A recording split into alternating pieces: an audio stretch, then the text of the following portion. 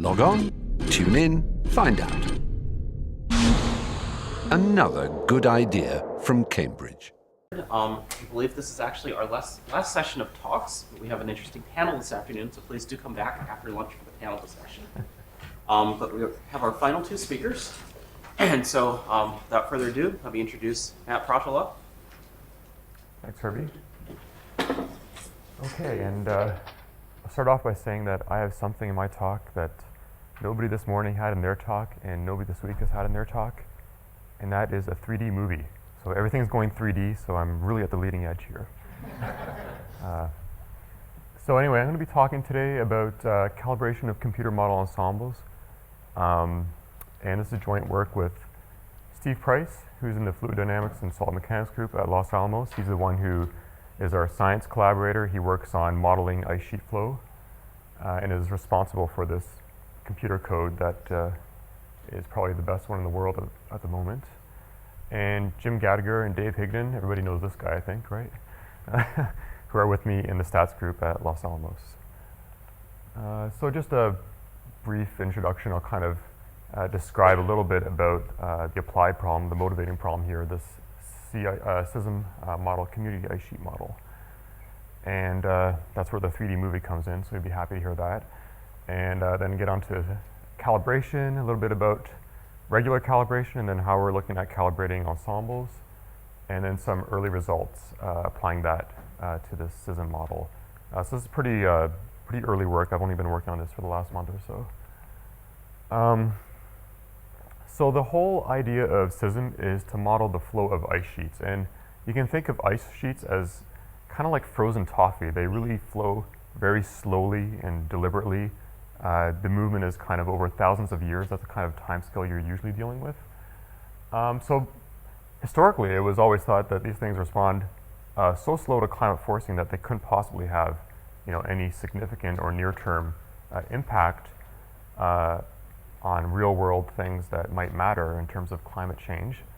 But then it turned out that some recent field observations from places like the Antarctic and from Greenland in particular seem to indicate that what can happen is that the ice sheets that are really at the edge, buttressing against the ocean, could possibly have fast changes occur under the right forcing conditions, so that you get changes occurring in tens of years, decade scale times. And why is this important? Well, one of the largest uncertainties with respect to future sea level rise over the world is how these ice sheets could possibly change along the edges of Greenland or the Antarctic. So how big of an impact could that have? Is there some sort of point there where there's so much forcing that all of a sudden the ice sheets at the very edge speed up really quickly? Okay. So that's what this model does. It describes this flow of the ice sheet, the evolution of things like velocity, thickness, temperature, and you assume some appropriate boundary and initial conditions and appropriate atmospheric and oceanic forcing. So this is kind of hard because you don't know what the atmospheric and oceanic forcing was 1,000 years ago, say. And one of the interesting characteristics about this problem in particular is that the dependency in terms of going back in time is really, really long. So there's a lot of correlation way back in time that affects the structure and the behavior of the ice sheet today. So with things like atmosphere and ocean, they can often say, oh, well, yesterday didn't matter too much. What matters is just the state of the climate, state of the atmosphere today. And from there, we can kind of say something about what it'll be tomorrow. With ice sheets, that's not the case. So what is our goal? Well, we just want to look at how to do a stats calibration framework and understand and quantify uncertainties in this ice sheet evolution as simulated by SISM. And of course, right now we're just dealing with kind of a simple toy problem. We're looking at two calibration parameters, and one is this flow law exponent n. This is kind of like the viscosity of ice in some sense, and this flow law rate factor activation energy q, which is kind of related to the temperature and thermal energy inside the ice sheet. So I think now we're okay. So where is that? Oh, there it is. Okay. And so this this example that we're using as our toy problem is this. It's called the confined shelf test case, and it's freely available. This code is on the web. And actually, it was originally developed here. It came out of a project called Glimmer out of the UK, but now it's kind of international. And this test case is an isothermal rectangular shelf of uniform thickness, so it's just basically a cube. And you start off at the steady state, it's just a big cube of ice, and then you let it evolve through time. And what you have is basically this confined boundaries at the upstream and lateral margins, so it's essentially surrounded by granite on three sides, so no ice is going to flow backwards or up the sides, completely no flux on those sides.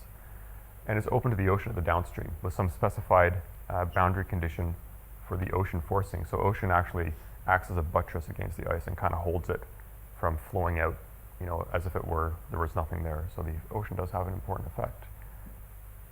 And so there's constant and steady surface mass balance. That just means that the amount of snow coming in every year is the same as the amount of stuff going out the flow. And we evolve all the experiments starting from time 0 to an approximate steady state at t equals 1,000. And so we'll be actually calibrating to this final snapshot in time, this t equals 1,000 output that we get. All right, so the thing that you really want to see, and then you can stop listening to me.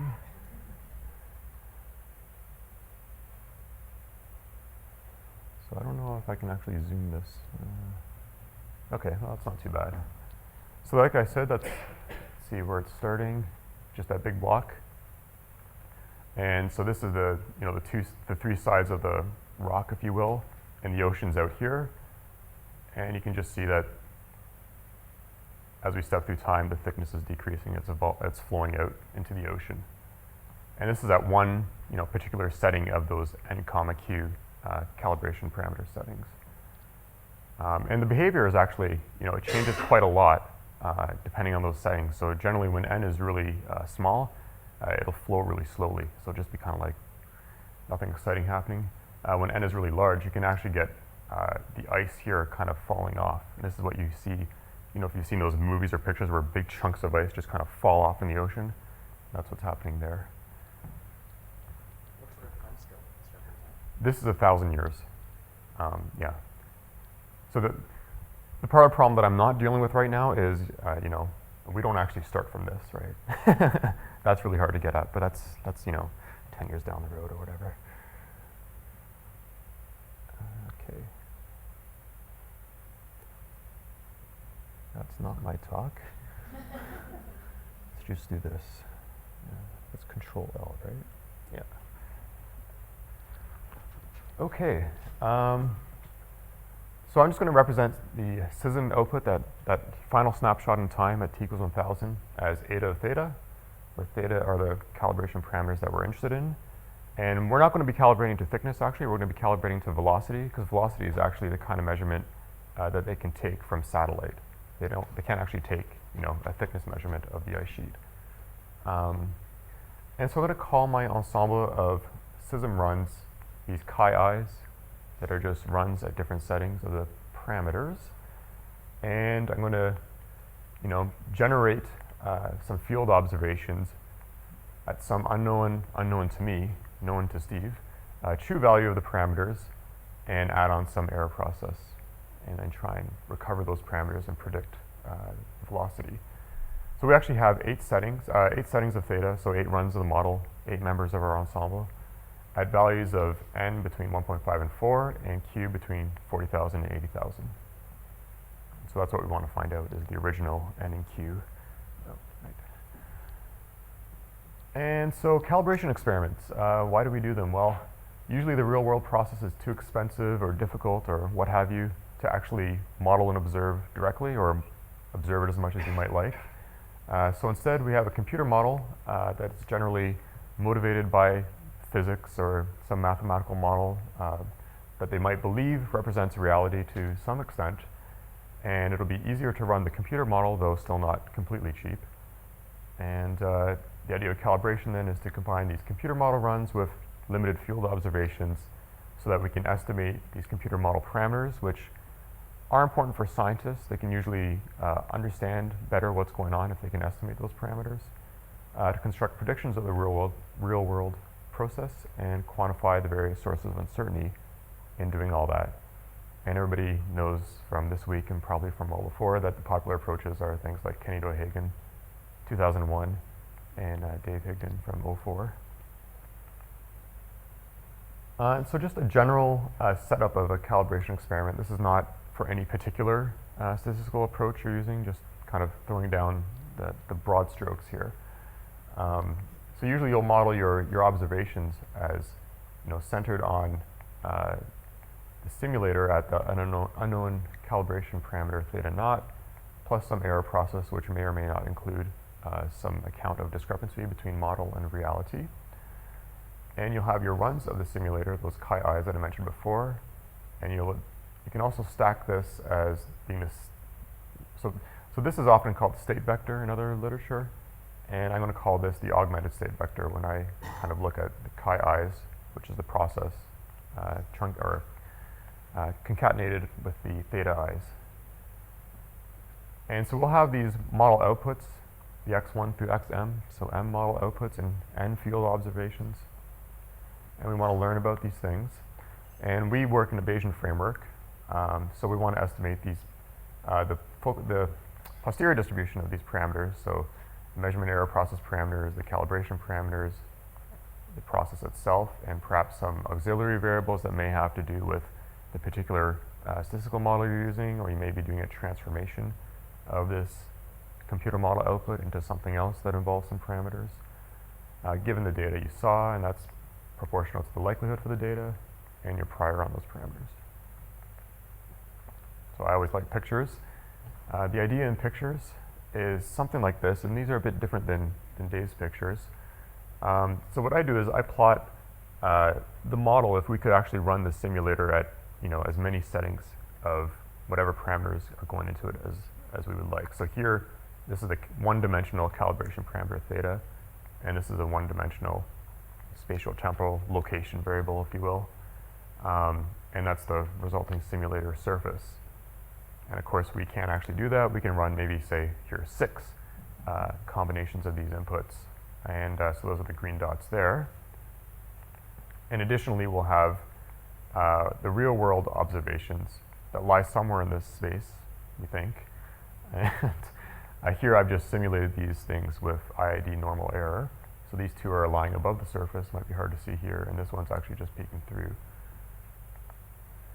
And so to start off with putting a prior on your theta that's going to be pretty informative usually. Here I'm using a uniform, and then you turn the Bayesian crank and you get your posterior. So here it's estimating it nicely, because obviously I've chosen theta to be 0.5.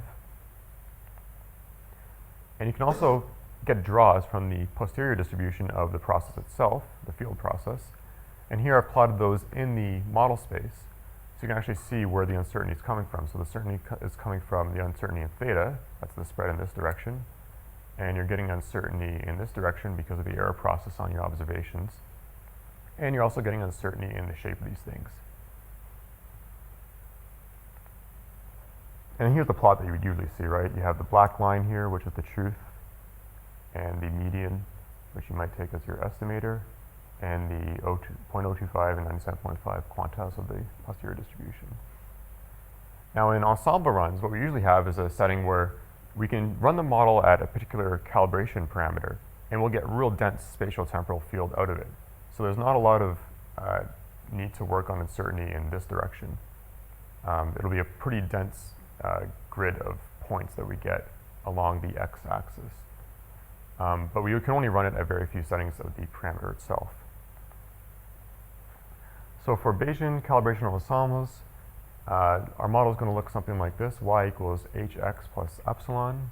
And for this simple example I'm doing today, I'm just looking at epsilon to be IID normal error, but it should be able to extend it to something more general.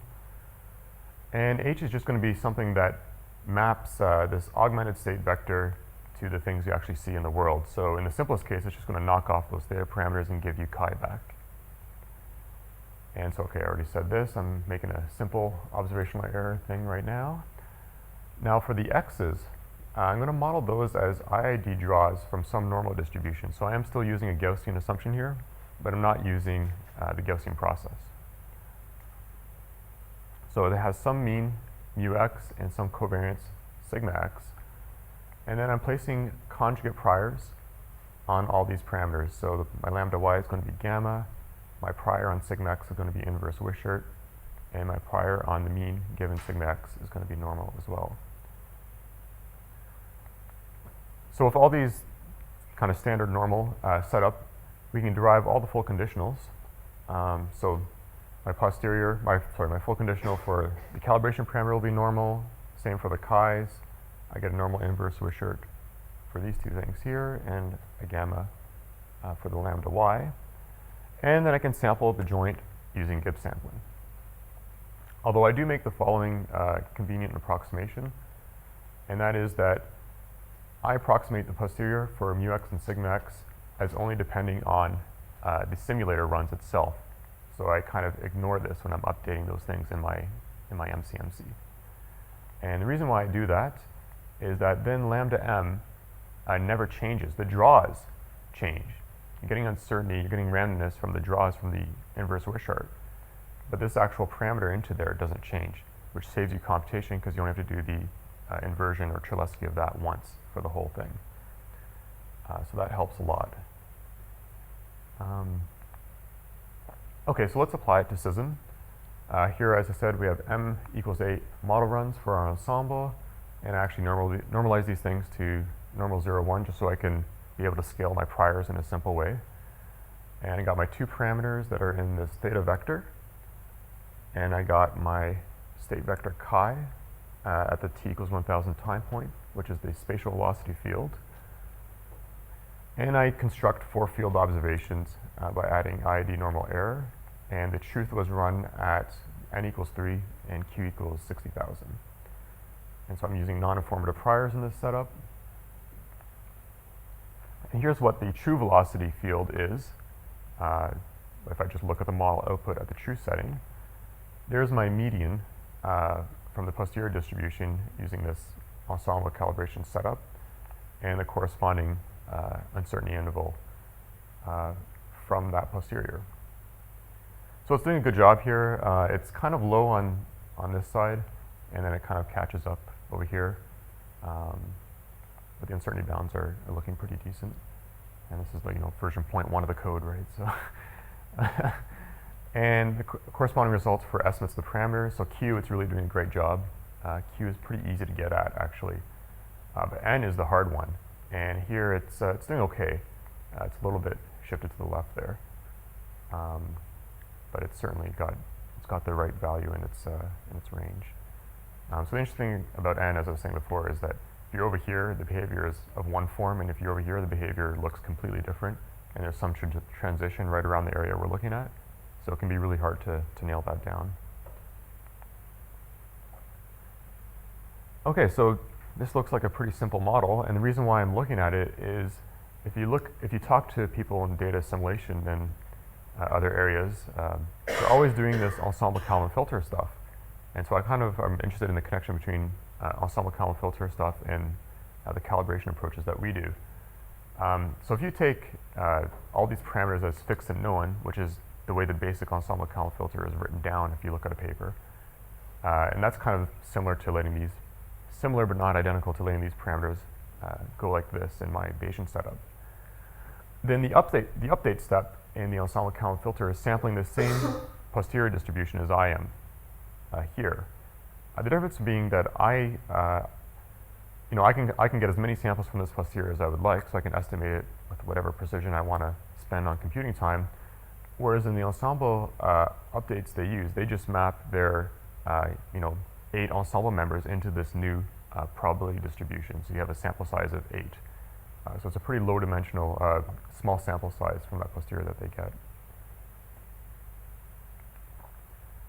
The other thing that we're interested in is doing optimal design. So the ice sheet that I showed you flowing there, and kind of the problem setup that I'm describing here as my simple test case, is a simple problem, but then the next step up is much harder. And it actually is closer to a scientific problem that would really be of interest to our collaborators. And that is that you can determine a lot of how the ice sheet is behaving by looking at the surface velocity, which is what we're calibrating to right now. But actually, a huge part of how that ice sheet moves is determined by the condition underneath the ice, what they call the basal condition. And that can be pretty easy to imagine, right? I mean, if something's kind of sliding out, then whether there's any friction on the bottom or not is going to have a big effect on how fast and how that thing slides out. And to get at that basal condition, they can't, take a picture from underneath the ice sheet or anything. You just can't get at that. So the type of observations they can do are maybe take some core samples, drilling all the way to the base of the ice, and looking at velocity that way, which would be a very sparse point sampling type of approach. Or there's a special type of instrument now that they have that they can put on a plane, and they can fly the plane maybe for a few runs over the ice sheet, and you get like basically a line, where along that line you would have some information about the basal condition, but nowhere else. In any case, the basal condition is really important, and your ability to see what's going on there is very limited. So we're interested in doing some optimal design to kind of help out on this aspect of the calibration in the real problem. And so in a Bayesian framework, we typically look at these utility functions to get at optimal design, and de-optimality is usually defined as the Kullback-Leibler divergence between the prior distributionary parameter and the posterior distributionary parameter. And when the prior doesn't depend on your design points, these x's here, then you get an expression like this, which in our case just ends up being the negative log determinant of the posterior covariance for your parameters. So there's a nice closed form for this when you assume that you know these things, which is really nice because then you can do things relatively quickly with the computation. And these x's are manifested through this operator h that I introduced earlier on. So h, in this case, I'm not just chopping off those thetas from my augmented state vector anymore. Now I'm also choosing which elements of the chi's I'm actually going to see in the real world. So for instance, the sigma chi is just this expression here. So if I try doing my simple example, looking at 5, 10, and 20 optimal design points, then we can see with 5, well, we're doing still okay on the Q, and not as great. We're kind of shifted off to the left of the true value. And we jump up to 10, and we can immediately see that now we're getting N much better, and Q started to shrink the variance of that posterior. And now we're shrinking the variance a bit more when we get to 20. So this is a nice approach. So yeah, the way I've set it up now, you're losing this between sample points of the simulator prediction. But I think that for the types of problems we're looking at, you often have a pretty dense spatial temporal output from the model anyway. So that might not be the most important thing. And it's computationally efficient, so there's none of those correlation parameters that you have to estimate anymore with this setup. It's very simple. It has this relationship to the ensemble Kalman filter, which I think might be interesting for people from that end, kind of tying these two areas more closer together and understanding the differences.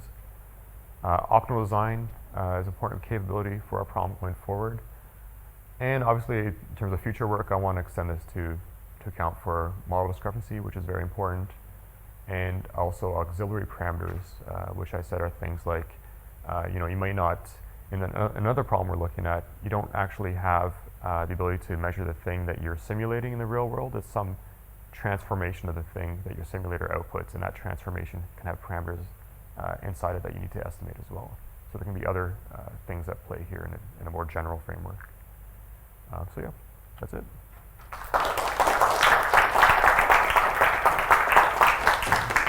Thank you, Matt. We've got time for a couple questions.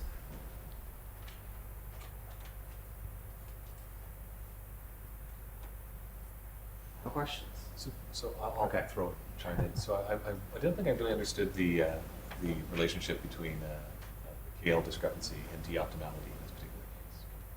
What's the connection there, and how did Yeah, so I think they usually define the Bayesian versions of optimality as these utility functions, and de-optimality comes from, they start off with the Shannon information or Kullback-Leibler divergence, and so that's basically the interval I wrote there, where was it? Except that you have, log of f of theta naught given blah over the prior for theta naught.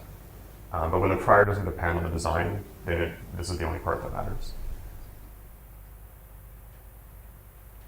So So in those determinants, though, you actually have values, you use plug-in values for theta, right? Or for the, sorry, for the For the covariance. parameters. Well, yeah, for the parameters in general, right? Is that correct? Or, Oh, so, so have you actually done the integration there in that case, or is? well, so this is the result of the integration. Oh, yeah, so I've worked out this integration, Oh, yeah. okay, all right, so there's no plug-in there, you actually, it's actually. Yeah, that's right. Okay. Yeah, so it's plug-in in terms of these things here. Right. Yeah. This doesn't include the inverse Wishart. That's right, it doesn't. So are you able to go down to that level and do the integration with inverse? Yeah. So I don't think it's going to be a closed form, but It's not, in my opinion, it's not a closed. yeah, but it might still be like you could take the mean of that after feeding your So what we've done, we've taken plug-in estimates, like empirical Bayes, instead of integrating, just plug in some estimate for the, yeah. the nuisance parameters and carry on like that. Yeah. We're still trying to do that, test it out, but it seems to be pretty effective. So, I mean, rather than doing The whole thing. fancy MCMC or some Yeah. Yeah, so- type of special integration. So I recommend empirical Bayes at that point. Okay. Yeah. All right, very good. Thank you, Matt. Thank you.